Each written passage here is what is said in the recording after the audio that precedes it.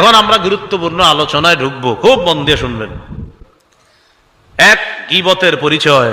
2 number, কয় মাধ্যমে গীবত করি। 3 নাম্বার, কয় ধরনের গীবত করি। 4 নাম্বার, গীবতের ভয়াবহতা। 5 নাম্বার, গীবতের ক্ষতি। 6 নাম্বার, গীবতের স্তর। 7 নাম্বার, গীবতের গন্ধ পাওয়া যায় এমন 8টা শব্দ আমরা সর্বশেষ শিখব।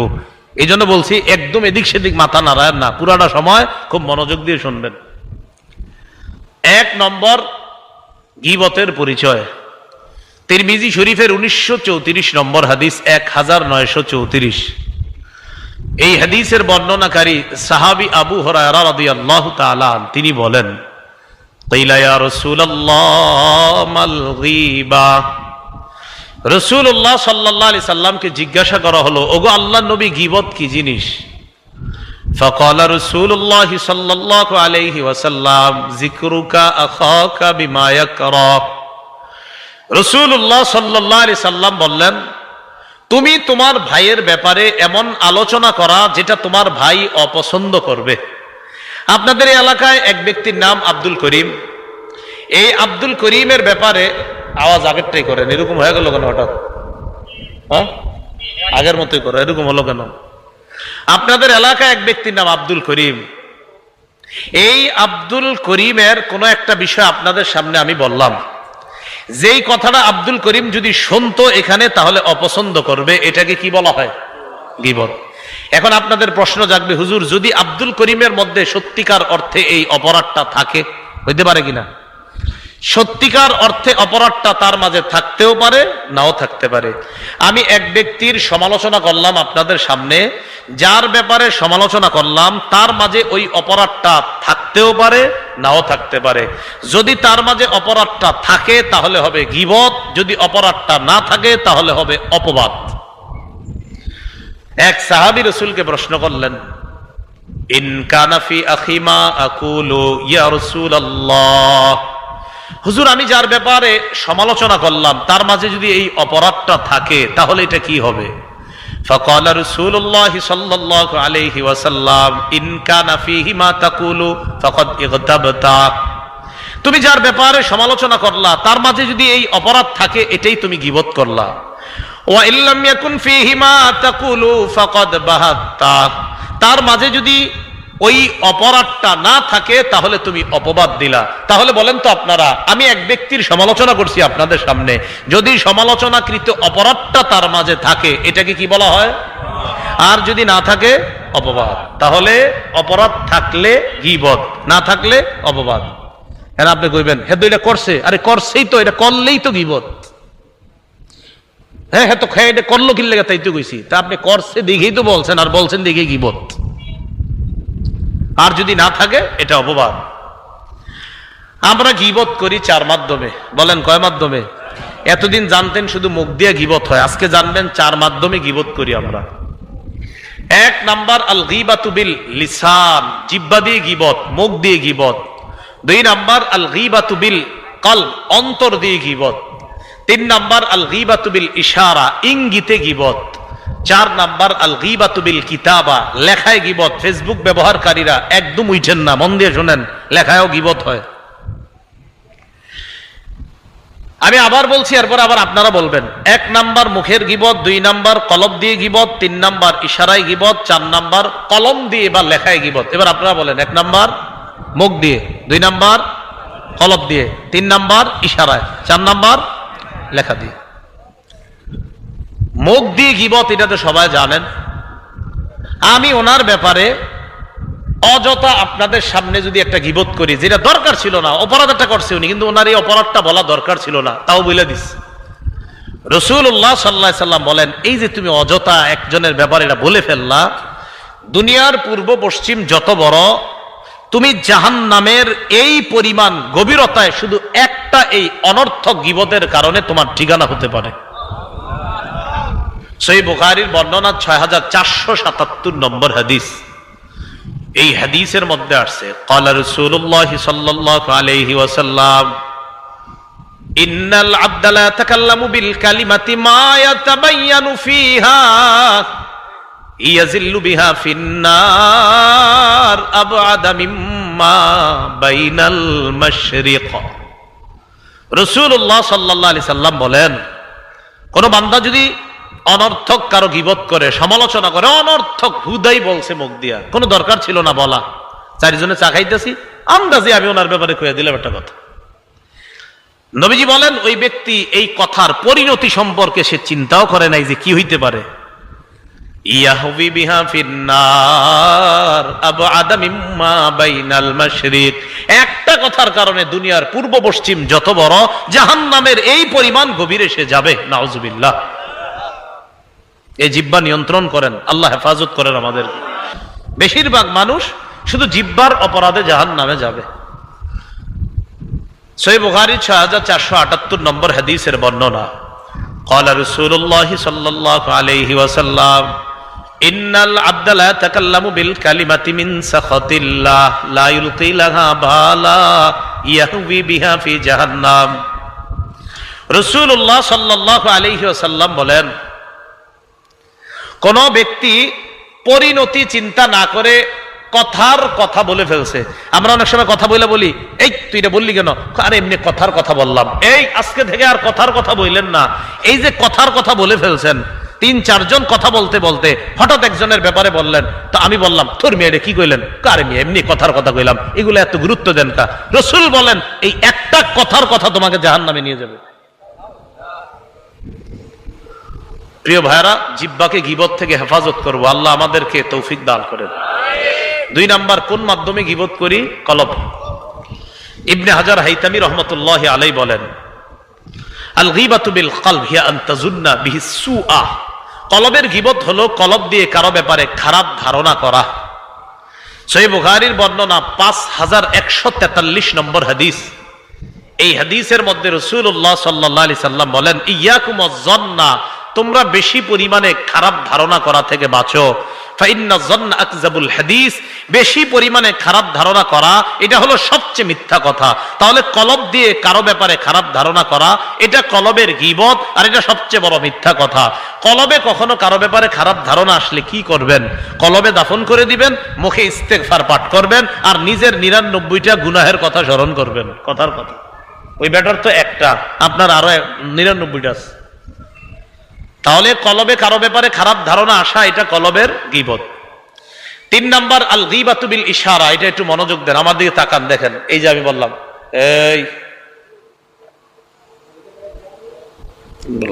এই দেখ দেখ দেখ, হাত দিয়ে ইঙ্গিত করে একজন খাটো মানুষ আপনাদেরকে ইঙ্গিতে দেখেছে, এই এই দেখ দেখ,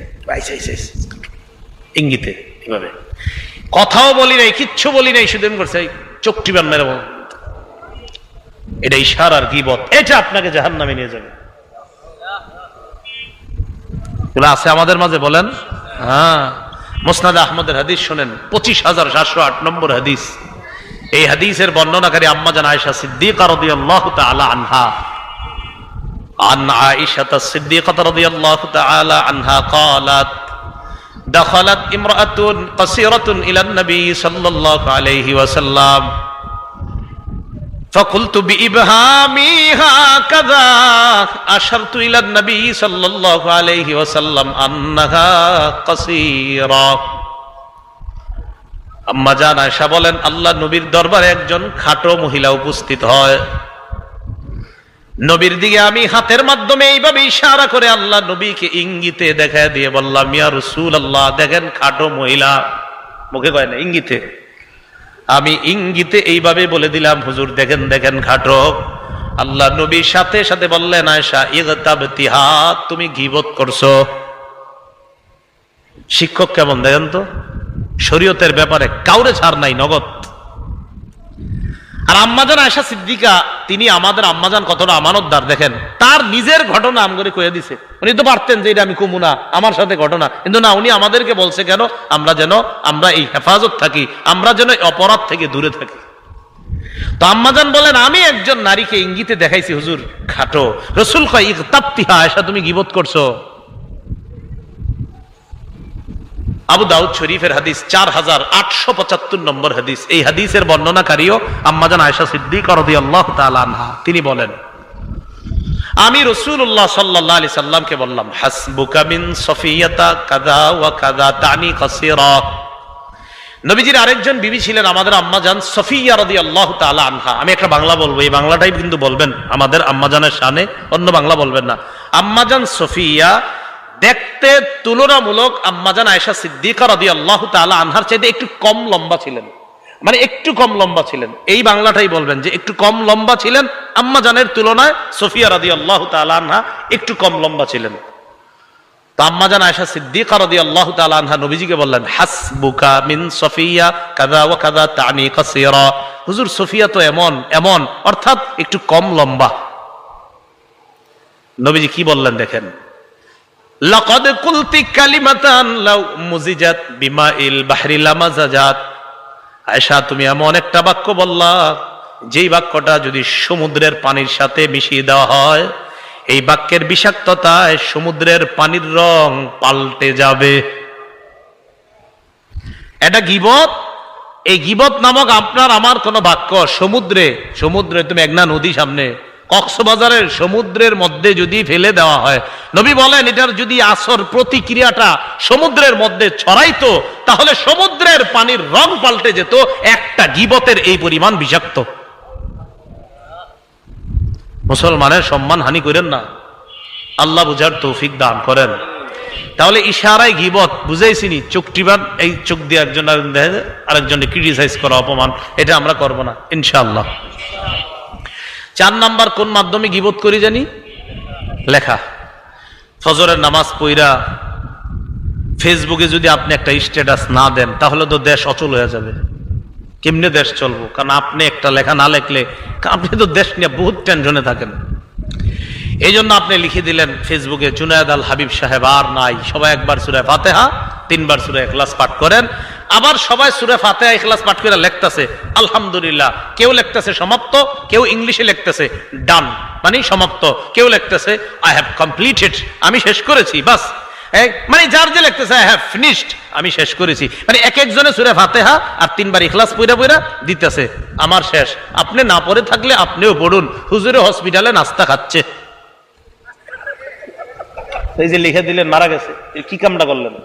হ্যাঁ, উনি নাস্তা খাইতেছে বুঝছো, এখন আলহামদুলিল্লাহ জীবিত আছে। তো এই যে আপনার কাজটা করলেন। তো একজন ব্যক্তির ব্যাপারে আপনি ফেসবুকে, এটা ঠিক আছে, এটা একটা আরেকজনের ব্যাপারে একটা গীবত লিখে দিচ্ছেন আপনি, সমালোচনা। বেচারা আসলে একটা অপরাধ করছে, মনে করেন 10 বছর আগে। তো 10 বছর আগে অপরাধটা করার পর উনি তওবা কইরা ভালো হয়ে গেছে। এখন 10 বছর পরে আইসা আপনি কথার কথা এটা আবার লিখে দিচ্ছেন ফেসবুকে। কি দরকার ছিল আপনার এটা লেখা, বলেন আমারে? এই যে তার অপরাধটা আবার লেখলে নতুন করে কথা শুরু হয়েছে। হ্যাঁ, আচ্ছা, এরে তো বুঝতাম কত ভালো মানুষ, এই বুঝি এমন লোক। আসলে বেটায় এই অপরাধটা করছে ঠিক আছে 10 বছর আগে, তো হয়তো উনি আল্লাহর কাছে মাপ চায় প্রিয় হয়ে গেছে। আপনি কাজটা করলেন কি? ইমাম গাজালি বলেন, কাযালিকাল গীবাতু বিল কিতাবা ফাইন্নাল কালাম আহাদুল লিসানাইন। লেখা দিয়েও গীবত হয়। কলম হলো 2 ভাষার এক ভাষা। মানুষ মুখ দিয়ে ভাষা বলে, কলম দিয়ে ভাষা লেখে। ইমাম গাজালি বলেন যে মুখ দিয়ে যেই কথা বলা গীবত, কলম দিয়ে সেই বাক্যটা লেখা কলমের গীবত, লেখার গীবত। মনে থাকবে তো ইনশাআল্লাহ? তাহলে মুখ দিয়ে গীবত করব না, কলম দিয়ে গীবত করব না, ইশারায় চোখে কাউরে গীবত করব না, লেখার মাধ্যমে গীবত করব না ইনশাআল্লাহ। 5 ধরনের গীবত করি আমরা সাধারণত। বলেন কয় ধরনের? 1 নম্বর শারীরিক গীবত। এক ব্যক্তি দেখতে খাটো, এক চোখ অন্ধ। খাটো মানুষকে খাটো বললে কষ্ট পায়, আসলে খাটো উনি, কিন্তু খাটো বললে উনি কষ্ট পায়। তো ওনারে কেন বলবেন আপনি এটা? এক ব্যক্তির চোখ কানা, উনি জানে উনি কানা, কিন্তু ওনাকে যদি আপনি কানা বলেন উনি কষ্ট পাবে। আল্লাহ বানাইছে তাকে এমন, আপনি কানা বললেন না, এটা শারীরিক গীবত। 2 নাম্বার চারিত্রিক গীবত। চারিত্রিক গীবত কি? ওই যে বললাম, এক ব্যক্তি মনে করেন ভালো হয়ে গেছে, তো তার একটা মেয়ের সাথে বিয়ের কথা চলতেছে। কি আপনার মেয়ের বিয়ে ঠিক হয়েছে? কার সাথে শুনলাম? ওই অমুক পাড়ার ওই ছেলের সাথে। ইন্নালিল্লাহ, কষ্ট সব নিছেননি? কয় না, নিছি তো পুরাপুরি। ছেলে তো ভালো মাশাআল্লাহ, তাবলিগে গেছে, চিল্লা লাগাইছে। আইসা মাশাআল্লাহ ছেলে ইদারিং দাড়ি রাখছে, নামাজ পড়ে। কই ঠিকই তো। আর কিছু জানেন না? কি আর? হ্যাঁ ঠিক আছে। এই যে ভাই, ওই মেয়ের বাপ কি হয়েছে? বাজান বলো ঠিক করে। এই যে কি কইছে? বিয়া ভেঙে গেছে, শেষ। এটা চারিত্রিক গীবত। হাসির জন্য না, এগুলো আমাদের অহরহ হচ্ছে। 3 নম্বর বংশীয় গীবত। বংশীয় গীবত কি? আপনি কোন বংশের? অমুক বংশের, সুর গোষ্ঠী সব এগুলো হয় আমাদের। তো এই যে আপনি ওই বেচারা তাহাজ্জুদ পড়ে, নামাজ পড়ে, 5 ওয়াক্ত নামাজ পড়ে, হেরে কয় সুর গোষ্ঠী। তো উনি তো নামাজ পড়ে, হয়তো ওনার বংশে কোনো কালে একজন চুরি করছে, তো এটা তার দোষ, তাকে কেন বলছেন আপনি? এইটা হলো বংশীয় গীবত। 4 নাম্বার পোশাক পরিচ্ছেদের গীবত। আপনার 10 জন বন্ধুকে আপনার মেয়ের বিয়েতে দাওয়াত দিচ্ছেন, 9 জন 900 টাকা, 600 টাকা, 700 টাকা গজের পাঞ্জাবি পরে আপনার মেয়ের বিয়েতে আসার সামর্থ্য আছে, এটা আপনিও জানেন। আর ওই যে আপনার আরেকজন বন্ধু, উনি 100 টাকার উপরে গজের পাঞ্জাবি কেনার সামর্থ্য নাই, এটাও আপনি জানেন। 10 বন্ধু আপনার মেয়ের বিয়েতে আসছে, আপনি কি করেন? এই 9 জনেরই সময় দেন, ওরে দেন না। কেন দেন না?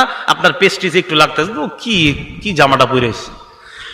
তো হঠাৎ একজনে কয়, কি ও আপনি ওই বন্ধুরে সময় দেন না, তো বইলা ফেলছে। আরে বেটা কি বইরেছেন এটা? ও আবার শুনে ফেলছে, ওই যে ওই বন্ধু কথাটা কানে শুনে ফেলছে, কষ্ট পাবেনি। আপনি তো জানেনই সে 100 টাকার উপরের গজের পাঞ্জাবি কেনার সামর্থ্য নাই, এটা দাওয়াত দিচ্ছেন কেন আপনি? এটা পোশাক পরিচ্ছেদের গীবত। তাই কোনো মানুষ যদি তার সামর্থ্যের মধ্যে পোশাক পরে, তার ওই পোশাককে আপনি ছোট করতে পারেন না, কারণ তার সামর্থ্য অতটুকু, আপনি কিভাবে তারে এটা নিয়ে ছোট করবেন? 5 নাম্বার পরোক্ষ গীবত। পরোক্ষ গীবতটা আমাদের খুব বেশি হয়। আমার দিকে সবাই তাকান, সহজে বুঝবেন। আপনারা বসা, আমি ওনার সাথে বসে গল্প করতেছি এখানে, তো ওনার বললাম, তো এরপরে এই ঘটনা ঘটছে। উনি কয় বুঝছি, উনি কয় বুঝছি, আর কওয়া লাগবে না। এর মানে আমি যার কথা বলতেছি উনি বুঝে লেছি রে কে, আমিও বুঝে লেছি কে, আর সামনে আপনারাও বুঝছেন কে, কিন্তু কেউ কারো নাম বলি না, সবগুলা গীবত করছি। এটা পরোক্ষ গীবত। আমি বলছি, বলার পর কয় বুঝছি, বলা লাগবে না কে। মানে আমি যারে বুঝাইছি উনিও বুঝে ফেলছে, আমিও বুঝে ফেলছি, সামনে যারা আপনারা বুঝে, ও বুঝছি কে, নাম বলছি কারো। এই সবাই পরোক্ষ গীবতের গুনাহে লিপ্ত হলাম। আল্লাহ না করেন এটা জাহান্নামে নিয়ে যেতে পারে। তাহলে 1 নাম্বার শারীরিক গীবত, 2 নাম্বার চারিত্রিক গীবত, 3 নাম্বার বংশীয় গীবত, 4 নাম্বার পোশাক পরিচ্ছেদের গীবত, 5 নাম্বার পরোক্ষ গীবত। এই 5 ধরনের গীবত, 4 মাধ্যমের গীবত, সব গীবত থেকে আল্লাহ হেফাজত করেন। গীবতের ভয়াবহতা জানবো এখন আমরা। গীবতের শুধু একটু বাংলা জেনে রাখবেন একটা ভয়াবহতা। বাইহাকি শরীফের বর্ণনায় রাসূলুল্লাহ সাল্লাল্লাহু আলাইহি সাল্লাম বলেন, আল গীবাতু আশাদ্দু মিনাজ জিনা। গীবত জিনার চেয়ে বড় অপরাধ। গীবত জিনার চেয়ে বড় অপরাধ। আচ্ছা বলেন তো, একটা ব্যক্তি জিনা করছে, এটা কি আমরা বড় অপরাধ হিসাবে দেখি, নাকি গীবতটা, বাস্তবিক জিনাটা? আমরা কোনটাকে, গীবতটাকে বড় অপরাধ দেখি না জিনাটা? জিনা দেখলে বাস এরে আলকাতরা মালকাতরা যা আছে লাগায় টাগায়, কথার কথা। অথচ গীবত ওই জিনা নামক অপরাধের চেয়ে আরো ভয়ঙ্কর। যেই গীবত, যেই অপরাধটা আমরা সারাদিন করতেছি, এটা আমরা অপরাধই মনে করতেছি না, আর যেটা ওটার চেয়ে নিম্ন, এটা একদিন হইলে এলাকা পুরা গরম, অথচ যেটা অহরহর হচ্ছে এটার ব্যাপারে আমাদের আলোচনাই নেই। বলেন আপনারা, জিনা ভয়ঙ্কর না গীবত? হ্যাঁ, গীবত মুসলমানের সম্মানহানি। আস-সিলসিলাতুস সহিহা কিতাবের নাম, 1871 নম্বর হাদিস। قال رسول الله صلى الله عليه وسلم الربا 72 بابا أدناها إتيان الرجل أمة وأربى الربا استطالة الرجل في عرض المسلم بغير حق। রাসূলুল্লাহ সাল্লাল্লাহু আলাইহি সাল্লাম বলেন, সুদের 72টা শাখা। বলেন কয়টা? 72টা শাখা। আদনাহা ইতিয়ানুর রাজুলি উম্মাহ, সবচাইতে নিম্ন শাখা হলো আপন মায়ের সাথে জিনা করা। ও আরবার রিবা ইস্তিতালাতুর রাজুলি ফি ইরজিল মুসলিমি বিগাইরি হক, সুদের সবচাইতে বড় শাখা হলো কোন মুসলমানের অন্যায়ভাবে সম্মানহানি করা। সম্মানহানি, কোন মুসলমানের গীবত করাকে রাসূল কয় এটা বড় সুদ। সুদ হালাল না হারাম? রাসূল কয় সুদ হারাম, যে এই সুদের মধ্যে সবচেয়ে বড় সুদ কোন মুসলমানের গীবত করলা, পরনিন্দা করলা, এটা বড় সুদ। আল্লাহ হেফাজত করেন। এবার আমরা জানবো গীবতের পরিণাম, ক্ষতি। গীবতের 3টা ক্ষতি জানবো। বলেন কয়টা? 1 নাম্বার ইহকালীন ক্ষতি, 2 নাম্বার পরকালীন ক্ষতি, 3 নাম্বার উভয় ক্ষতি। উভয় ক্ষতি মানে দুনিয়া আখিরাত মিলায়া। ইহকালীন ক্ষতি কি? ইহকালীন ক্ষতি, আপনি যদি কারো গীবত করেন আর যদি তার থেকে মাপ না চান, মনে রাখেন মরণের আগে আল্লাহ আপনার ঘরে হলেও আপনাকে অপমান করে ছাড়বেন। মানে ঠিক কি, ঠিক কইলেও ঠিক, না কইলেও ঠিক, কারণ আমি তো এখন হাদিস কম, ওইটা আমার মুখের কথা না। তো আবু দাউদ শরীফের 4880 নম্বর হাদিসের বর্ণনা, 4880, 4880। এই হাদিসের বর্ণনাকারী আবু বারজা রাদিয়াল্লাহু তাআলা তিনি বলেন, قال رسول الله صلى الله عليه وسلم يا معشر من آمن بلسانه ولم يدخل الإيمان قلبا لا تغتابوا المسلمين। রাসূলুল্লাহ সাল্লাল্লাহু আলাইহি সাল্লাম বলেন, হে ওই সমস্ত ব্যক্তিবর্গ যারা শুধু মুখে ঈমান এনেছো, অন্তরে যাদের এখনো ঈমান ঢুকে নাই, তোমরা মুসলমানদের গীবত করবা না। এই হাদিস দ্বারা বোঝা যায় কেউ যদি মুখে বলে আমি ঈমানদার, আবার ওই মুখেই যদি কারো গীবত করে, রাসূল বলছেন তুমি মুখেই ঈমানদার, কলবে তোমার এখনো ঈমান ঢুকে নাই। কারণ এক মুখে তুমি ঈমানের দাবি করা, ওই মুখে আবার গীবত করা। রাসূল বলেন যদি তুমি মুখে বলো আমি ঈমানদার, আবার ওই মুখেই যদি তুমি গীবত করো, তো বুঝতে হবে তুমি মুখে মুখে ঈমানদার, তোমার কলবে এখনো ঈমান ঢুকে নাই। কি বুঝলাম? এখনো শেষ করি নাই। কি বুঝলাম? মুখে এবং কলবে যার ঈমান থাকবে সে কখনো মুসলমানের গীবত করবে না। লা তাগতাবুল মুসলিমিনা, মুসলমানদের গীবত করবা না। ওয়ালা তাত্তাবিউ আওরাতিহিম, মুসলমানদের দোষ তালাশ করবা না। ফাইন্নাহু মান ইয়াত্তাবি আওরাতিহিম ইয়াত্তাবিউল্লাহু আওরাতাহ, কোন ব্যক্তি যদি অপর মুসলমানের দোষ তালাশ করে, আল্লাহ তার দোষ তালাশ করে। কে বলেন না? কে? আমি ওনার দোষ তালাশ করি, আল্লাহ আমারটা তালাশ করে। আমি ওনারটা পাইতেও পারি, নাও পাইতে পারি, রব তো আমারটা পেয়েই যাবে। না বুঝেন নাই মনে হয়। আমি ওনারটা তালাশ করি দোষ, আল্লাহ আমারটা দোষ তালাশ করে। আমি ওনারটা পাবো অথবা না পাবো সন্দেহ আছে, আল্লাহ তো আমারটা নিশ্চিত পাবে। রাসূলুল্লাহ সাল্লাল্লাহু আলাইহি সাল্লাম বলেন, কোন মুসলমান যখন আরেকজনের দোষ তালাশ করে, পরনিন্দা করে, আল্লাহ ওটার দোষ তালাশ করে। রাসূল বলেন মাইয়াত্তাবিল্লাহু আওরা, আল্লাহ যদি কারো দোষ তালাশ করে, ইয়াফযাহু ফি বাইতিহি, আল্লাহ তারে ঘরে হলেও অপমান করে ছাড়বে, তার ঘরে অপমান করে ছাড়বে। এটা ইহকালীন ক্ষতি। পরকালীন ক্ষতি কি? পরকালীন ক্ষতি হলো তামার নখ। তামার নখ দিয়ে গীবতকারী তার চেহারা আর বুক খামচাইতে থাকবে কিয়ামত পর্যন্ত।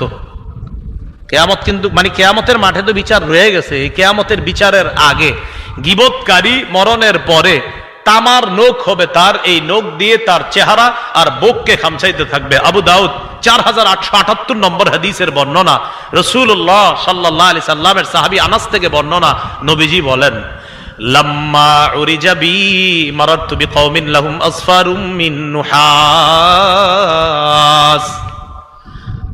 মেরাজে আমি রওনা করলাম, আমি একদল মানুষের পাশ দিয়ে অতিক্রম করলাম। আমি তাকিয়ে দেখলাম লাহুম আসফারুম মিন নুহাস, তাদের নখগুলা তামার নখ।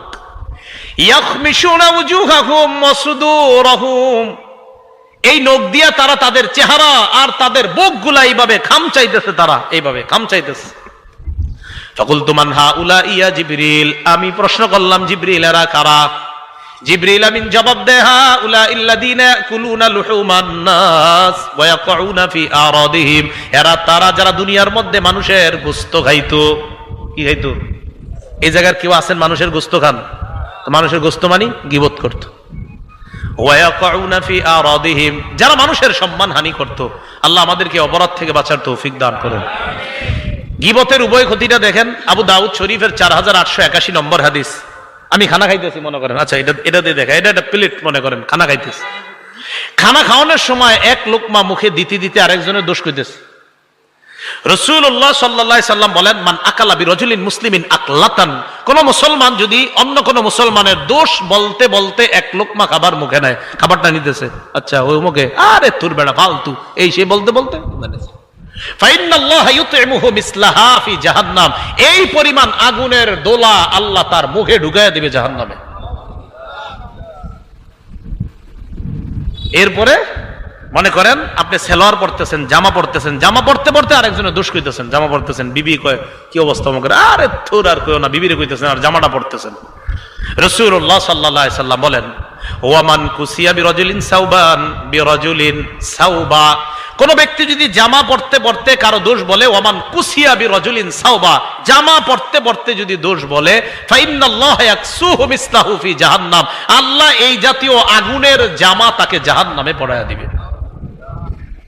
ওয়ামান কামা বিরিয়াইন ওয়া সুমআতিন, ওয়ামান কামা বিরাজুলিন রিয়াআন ওয়া সুমআতান বা মাকামা রিয়াইন ওয়া সুমআ, কোন ব্যক্তি যদি অপরের দোষ বইলা মানুষের সামনে বড় হইতে চায়, কোন ব্যক্তি অপরকে খাটো করে মানুষের সামনে বড় হইতে চায়, আপনারাও খুশি, জি হুজুর আরো কোন ইচ্ছা মতো এটারে, তো আপনাদের সামনে আমি খুব বাহবা পাইতেছি।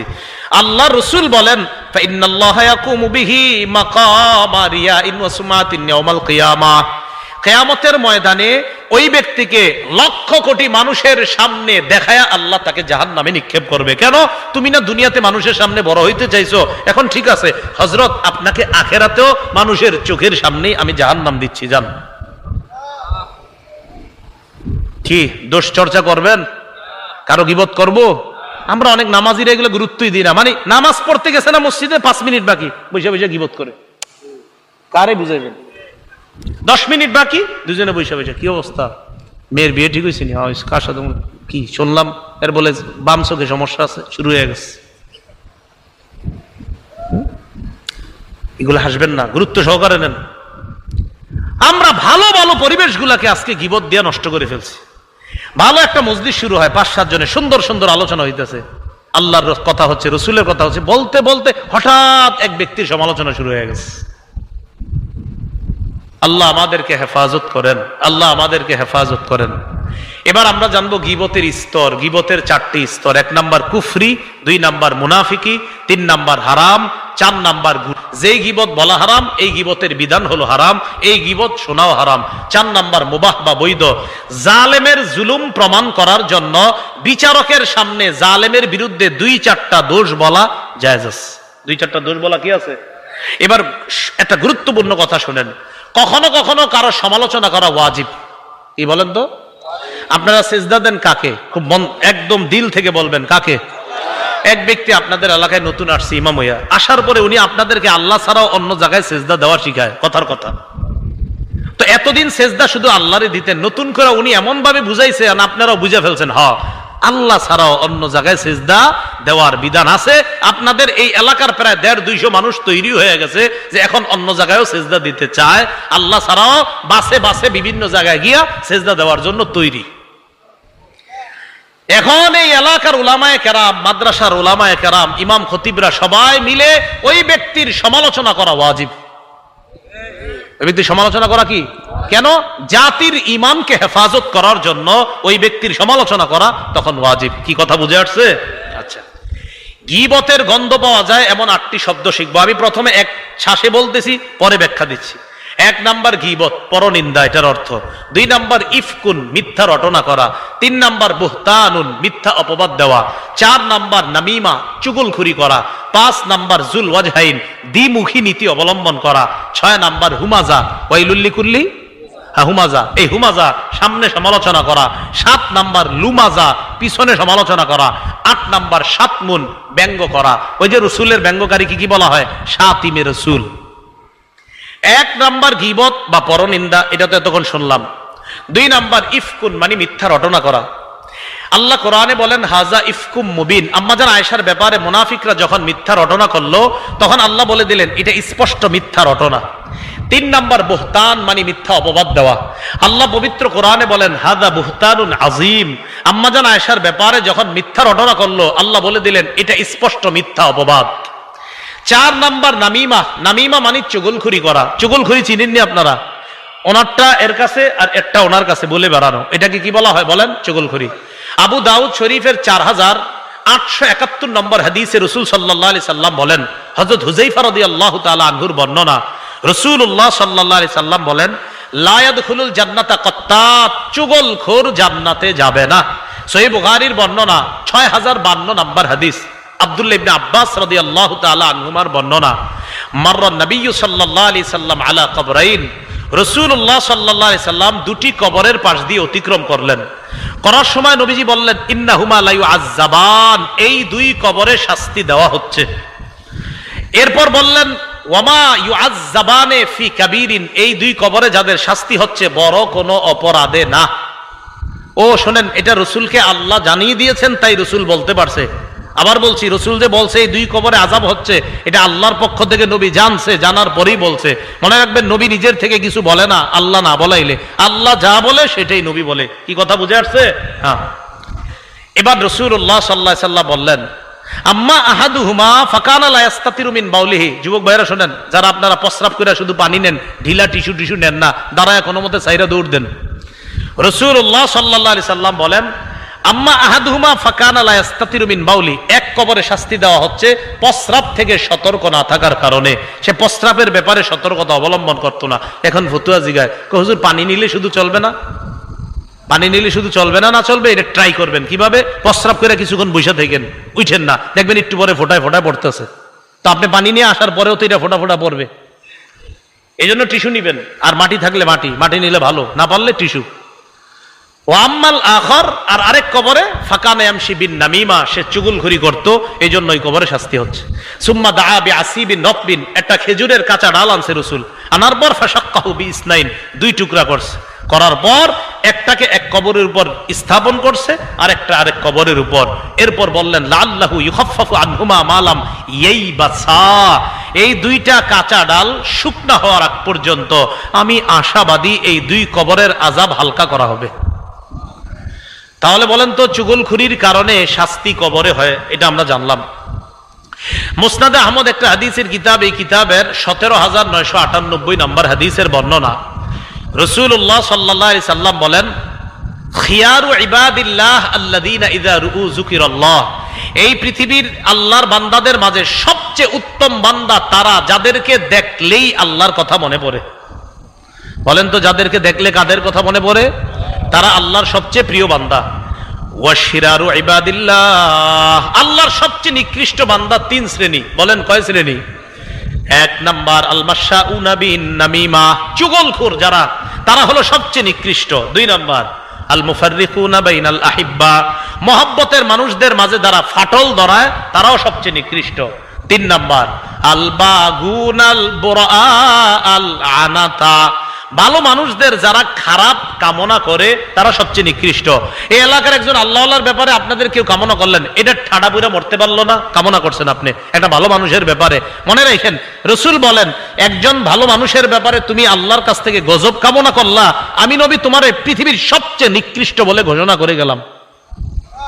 তাহলে ভালো মানুষের ব্যাপারে যদি খারাপ ধারণা আপনার করেন, যে খারাপ কামনা করেন, আল বাগুনাল বুরা আল আনাতা, ভালো একটা মানুষ, তার ব্যাপারে আপনি খারাপ চাইতেছেন, যে এটা এই টাইফয়েড হয়ে মরতে পারে না, কথার কথা, মানে আপনি চাইতেছেন যে খারাপ অবস্থায় থাক।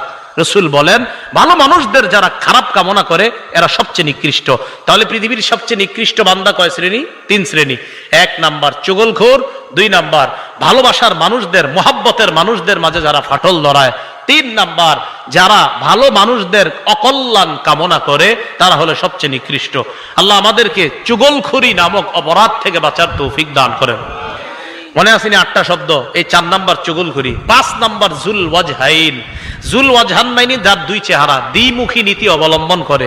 আবু দাউদ শরীফের 4872 নম্বর হাদিস, আবু হুরায়রা রাদিয়াল্লাহু তাআলা আনহুর বর্ণনা। ক্বালা রাসূলুল্লাহ সাল্লাল্লাহু আলাইহি ওয়াসাল্লাম, মিন শাররিন নাস যুল ওয়াজহাইন আল্লাযী ইয়াতি হাউলাই বিওয়াজহিন ওয়া হাউলাই বিওয়াজহিন। রাসূলুল্লাহ সাল্লাল্লাহু আলাইহি সাল্লাম বলেন, পৃথিবীতে সবচেয়ে নিকৃষ্ট মানুষ হলো যে ব্যক্তি দ্বিমুখী নীতি অবলম্বন করে, যে একবার এদের কাছে এক চেহারা নিয়ে যায়, আবার তাদের কাছে আরেক চেহারা নিয়ে যায়, এরা সবচেয়ে নিকৃষ্ট মানুষ। এরপর রাসূলুল্লাহ সাল্লাল্লাহু আলাইহি সাল্লাম আবু দাউদ শরীফের 4873 নম্বর হাদিসের আম্মার রাদিয়াল্লাহু তাআলা আনহুর বর্ণনা, নবীজি সাল্লাল্লাহু আলাইহি সাল্লাম বলেন, মান কানা লাহু ওয়াজহান ফিদ দুনিয়া কানা লাহু লিসানান মিন নারিন ইয়াউমাল কিয়ামাহ। দুনিয়াতে যে দ্বিমুখী নীতি অবলম্বন করে, কিয়ামতের ময়দানে তার আগুনের দুটি জিহ্বা হবে। কিসের জিহ্বা? আগুনের। একটু কল্পনা করেন যে আমি হইলাম দুনিয়াতে দুমুখা সাপের মতো, আমার আগুনের দুইটা জিহ্বা যদি কিয়ামতের মাঠে হয়, কেমন দেখা যাবে? কি ভালো দেখা যাবে? না, আল্লাহ আমাদেরকে হেফাজত করেন। 6 নাম্বার হুমাজা। হুমাজা কাকে বলে? আল্লাযী ইয়াগতাব ওয়া ইয়াতআনু ফি ওয়াজহির রাজুল, কাউকে সামনাসামনি অপমান করা এটাকে বলা হয় হুমাজা। সামনে সমালোচনা করা, দোষ বলে বেড়ানো এটাকে বলা হয় হুমাজা। 7 নাম্বার লুমাজা, আল্লাযী ইয়াগতাবু মিন খালফিহি ইযা গাবা। কোন ব্যক্তি অনুপস্থিত থাকলে যখন তার গীবত সমালোচনা করা হয় এটাকে বলা হয় লুমাজা। 8 নাম্বার শাতমুন, মানে ব্যঙ্গ করা। আল্লাহ আমাদের সকলকে এই জাতীয় গুনাহের শব্দগুলা যে জানলাম এগুলো আমাদের দিল থেকে বের করে আমরা যেন দিলকে সাফ করে কবরে যাইতে পারি, আল্লাহ তৌফিক দান করেন। এখন আপনাদের কাছে আমার কথা, গীবত মুক্ত হয়ে কবরে যাইতে চাই কারা কারা? এটা একটা নিয়ম আছে। নিয়ম কি? খুব মন দিয়ে শোনেন, এটা গুরুত্বপূর্ণ কথা। যার গীবত করেছেন তিনি যদি জানে যে আপনি তার গীবত করছেন, যার গীবত করেছেন তিনি যদি জেনে থাকে আপনি তার গীবত করেছেন, তাহলে আপনি তার কাছ থেকে ক্ষমা চেয়ে নেবেন। যার গীবত করেছেন তিনি যদি জেনে থাকে আপনি তার গীবত করেছেন, তার থেকে ক্ষমা চেয়ে নেবেন। তিনি যদি না জেনে থাকে তাহলে তার কাছে ক্ষমা চাওয়ার দরকার নাই, আল্লাহর কাছে ক্ষমা চেয়ে নেবেন। অপবাদ যদি দেন, মনে আসেনি অপবাদ আর গীবতের পার্থক্য? অপরাধ থাকলে গীবত, আর না থাকলে অপবাদ। অপবাদ যার বিরুদ্ধে দিচ্ছেন সেখান থেকে ক্ষমা পাওয়ার 3 উপায়। 1, যার নামে অপবাদ দিচ্ছেন তারে গিয়ে বলবেন ভাইজান আমি মিথ্যা কথা কইছি। 2 নাম্বার তাকে বলবেন আমারে ক্ষমা করে দেন। 3 নাম্বার আল্লাহকে বলবেন আল্লাহ আমি তো তার কাছে স্বীকারও করছি, ক্ষমাও চাইছি, এবার আপনি আমারে মাফ করে দেন, আল্লাহ মাফ করে দেবেন ইনশাআল্লাহ। তাহলে গীবত যিনি জেনে ফেলেছেন তার কাছে ক্ষমা চাওয়া, আর অপবাদ থেকে মুক্তির 3টা উপায়। অপবাদ যার নামে দিয়েছেন তার কাছে গিয়ে বলা আমি অপবাদ দিছি আপনার নামে। 2, মাপ চাওয়া। 3, আল্লাহর কাছে ক্ষমা চাওয়া। আল্লাহ পাক রব্বুল আলামিন আমাদের সকলকে পরনিন্দা, মুখের গীবত, অন্তরের গীবত, ইশারার গীবত, লেখার গীবত, শারীরিক গীবত, চারিত্রিক গীবত, বংশীয় গীবত, পোশাক পরিচ্ছেদের গীবত, পরোক্ষ গীবত, সব ধরনের গীবত থেকে বাঁচার তৌফিক দান করেন। আজকের এই আলোচনাটা আপনার বিবি, সন্তান, কন্যা যারা আছে যতটুক মনে থাকে অতটুকু তাদেরকেও বলে দিবেন। কখনো যদি বিবি গীবত করে মুখের উপরে বলে দিবেন গীবত করবা না, থামো। মেয়ে যদি গীবত করে সাথে সাথে বলবেন গীবত করবা না, থামো। এই ভাষায় গীবত করা নিষেধ লিখে দিবেন। কি ঠিক আছে না ইনশাআল্লাহ? আল্লাহ আমাদের সকলকে যে কথাগুলো বললাম শুনলাম এর উপর আমরা সকলে যেন আমল করতে পারি, আল্লাহ তৌফিক দান করেন। সুবহানাল্লাহি ওয়া বিহামদিহি, সুবহানাকা আল্লাহুম্মা ওয়া বিহামদিকা আশহাদু আল্লা ইলাহা ইল্লা আনতা আস্তাগফিরুকা ওয়া আতুবু ইলাইক। আলহামদুলিল্লাহি রাব্বিল আলামিন ওয়াল আকিবাতু লিল মুত্তাকিন ওয়াস সালাতু ওয়াস সালামু আলা সাইয়্যিদিল আমবিয়া ওয়াল মুরসালিন ওয়া আলা আলিহি ওয়া আসহাবিহি আজমাইন। রব্বানা যালামনা আনফুসানা ওয়া ইল্লাম তাগফির লানা ওয়া তারহামনা লানাকুনান্না মিনাল খাসিরিন। রব্বিরহামহুমা কামা রাব্বায়ানি সগীরা। আল্লাহ আমাদেরকে আপনি মাফ করে দেন, জিন্দেগীর সব গুনাহগুলা মাফ করে দেন। আল্লাহ আমাদের মধ্যে যারা অসুস্থ সুস্থ বানায় দেন, যারা ঋণী ঋণ পরিশোধের ব্যবস্থা করে দেন, যারা অভাবী অভাব দূর করে দেন। আল্লাহ আজকে যে মাদ্রাসার উদ্যোগে মাহফিলে মাদ্রাসার উস্তাদ ছাত্র সকলকে কবুল করে নেন। আল্লাহ মেহেরবানি করে আল্লাহ আজকে এই মাহফিলকে কেন্দ্র করে ইসলামী শরীয়তের আলোকে যে কথাটি আমরা জানলাম, গীবতের ভয়াবহতা, পরিণতি, ক্ষতি, এই ব্যাপারে আমরা জানতে পারলাম। মাওলা আল্লাহ আমার আগে যারা আলোচনা করেছে তারাই সবচেয়ে গুরুত্বপূর্ণ কথাগুলা বলেছেন। মাওলা আমি তো ভাঙা গলায় কিছু কথা তাদের সাথে মুজাকারা করছি। আল্লাহ মেহেরবানি করে আমার আগে যারা কথা বলেছে তাদের ভালো কথাগুলোর সাথে আল্লাহ আমার এই ভাঙাচুরা কথাগুলোকে আপনি কবুল করে নিয়েন। আল্লাহ আমি সহ আমরা সবাই যেন গীবত থেকে, শেকায়াত থেকে আমাদের এই জিহ্বাকে হেফাজত রাখতে পারি, তৌফিক দান করেন। আল্লাহ আমরা বুঝিও না কোনটা যে আমাদের মুখের অপরাধ হয়ে যাচ্ছে। মাওলা আল্লাহ এই জন্য আমাদের মুসলমানদেরকে আপনি বুঝ দেন। আমরা জিহ্বা খুলবো তো সুবহানাল্লাহ, আমরা জিহ্বা নাড়াবো তো আলহামদুলিল্লাহ, আমরা জিহ্বা নাড়াবো তো লা ইলাহা ইল্লাল্লাহ, আমরা জিহ্বা নাড়াবো তো আল্লাহু আকবার বলবো, আমরা জিহ্বা বন্ধ রাখবো তো আমরা ঘুমিয়ে থাকবো। যতক্ষণ জিহ্বা জারি থাকে মাওলা ততক্ষণ যেন আপনার স্মরণেই জিহ্বাকে জারি রাখতে পারি, তৌফিক দান করেন। আল্লাহ আমাদের দোয়া আপনি কবুল করেন। আল্লাহ আপনার নবী বলছেন জিহ্বার কারণে বেশিরভাগ মানুষ জাহান্নামে যাবে, এই কথাটা সবাইকে উপলব্ধি করার তৌফিক দান করেন।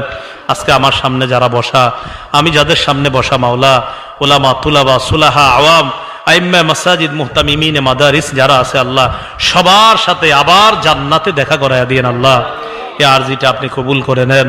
আল্লাহ এই আরজিটা আপনি কবুল করে নেন। আল্লাহ এই আরজিটা কবুল করে নেন। আল্লাহুম্মা সাল্লি ওয়া সাল্লিম ওয়া বারিক আলা মুহাম্মদ। সুবহানা রাব্বিকা রাব্বিল ইজ্জাতি আম্মা ইয়াসিফুন ওয়া সালামুন আলাল মুরসালিন। আলহামদুলিল্লাহি রাব্বিল আলামিন। আমিন। আসসালামু আলাইকুম ওয়া রাহমাতুল্লাহ। হাতে টাকা মাদ্রাসা